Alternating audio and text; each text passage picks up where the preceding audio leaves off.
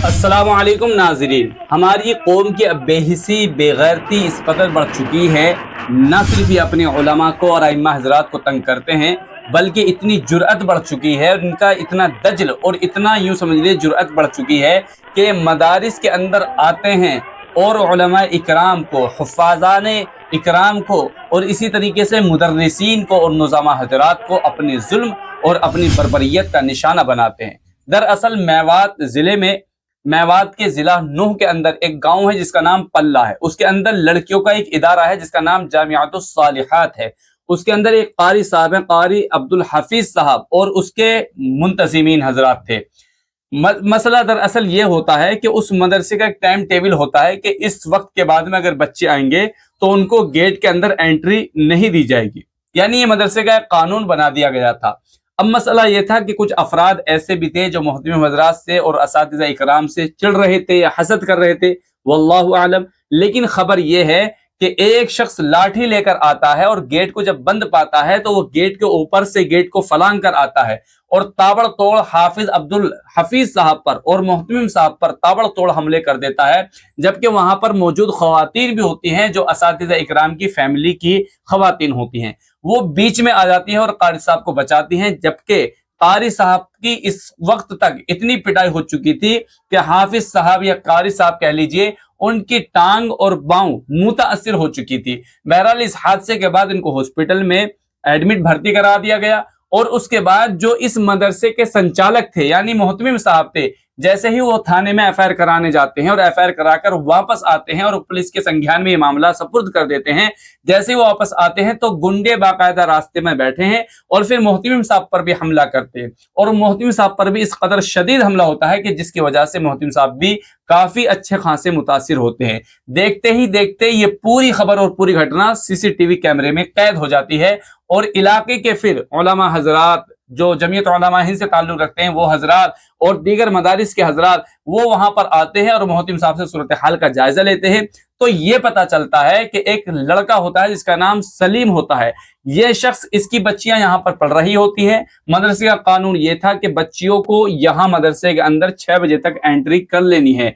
अब अगर कोई 6 बजे के बाद आएगा तो उसको मदरसे के अंदर दाखिल होने की इजाजत नहीं होगी। यानी ये एक मदरसे का छोटा सा कानून बना दिया गया ताकि निजाम को मुनज़्ज़म बनाया जा सके और तालीम का मामला दुरुस्त कर चुके। हमारी दीगर यूनिवर्सिटीज, मदारिस, स्कूल, कॉलेज में ये मामला होता है और खास तौर पर इम्तिहान के मौके पर होता है कि इम्तिहान हाल में आप इस वक्त तक आ सकते हैं, अगर बाद में आए तो आपको एंट्री की इजाजत नहीं देगी। इसी तरह की सूरत हाल इन्होंने अपने मदरसे में नाफिज कर रखी थी, निजाम को मुनज़्ज़म शक्ल में तरतीब देने की गर्ज से। लेकिन सलीम की बच्चियां जैसे ही आती हैं गेट को मुकम्मल तौर पर बंद पाती हैं और नाचाराकार वो अपने घर वापस चली जाती हैं। सलीम को जैसे ही इस बात की इत्तला होती है तो सलीम पहले से ही पता नहीं क्यों जला बुना बैठा था, आखिर उसकी क्या इतनी अनबन हो चुकी थी या पीछे भी कुछ वाक़यात होते, इसकी अभी तक कोई हमारे सामने रिपोर्ट्स या हकीकत नहीं है। लेकिन मोहम्मद सलीम वहां पर आता है, गेट पर डंडे बरसाता है, लेकिन जब दरवाजा नहीं खुलता तो गेट को फलांग कर आता है और मौके पर एक हाफिज साहब बैठे जिनका नाम हाफिज अब्दुल हफीज साहब होता है और उन पर डंडे लाठी बरसाना शुरू कर देता है। उसके साथ कुछ 6 या 7 गुंडे पहले से मौजूद होते हैं, वो अंदर से दरवाजा खोल देता है और वो 6-7 भी आ जाते हैं और फिर सारी इंतजामिया, सारे मुदर्रिसीन पर वो तशद्दुद का निशाना बनाते हैं और तमाम हजरात की कुटाई और पिटाई करना शुरू कर देते हैं। मौके पर खवातीन भी होती हैं जो असातिज़ा इकराम की फैमिली होती हैं, वो किसी तरीके से असातिज़ा को महफूज करती हैं और उनके सामने आ जाती हैं। बहरहाल ये इसके बावजूद भी बदज़बानी बदसलूकी करते हैं और असातिज़ा इकराम पर इस तरह से टूट पड़ते हैं। लेकिन जब इस मामले को थाने के सपुर्द किया जाता है, रिपोर्ट की जाती है और मोहतमिम साहब वापस आ रहे होते हैं तो ये मोहतमिम साहब को भी अपनी दहशत का और तशद्दुद का निशाना बनाते हैं।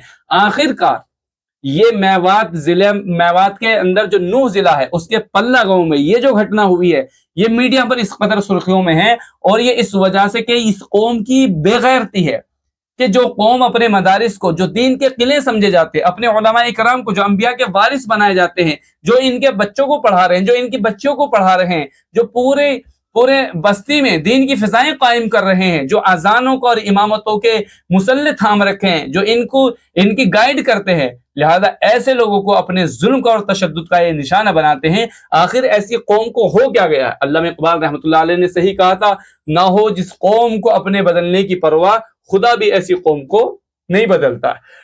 लिहाजा इनकी सूरत हाल कुछ ऐसी ही है। और मेवात जिले में, मेवात के जो नूह जिला है, इसके बारे में वारदात और खबरें इस वक्त अच्छी नहीं आ रही हैं।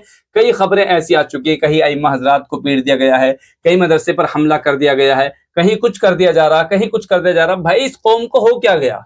ये कौम एक प्लेटफॉर्म पर क्यों नहीं आ रही?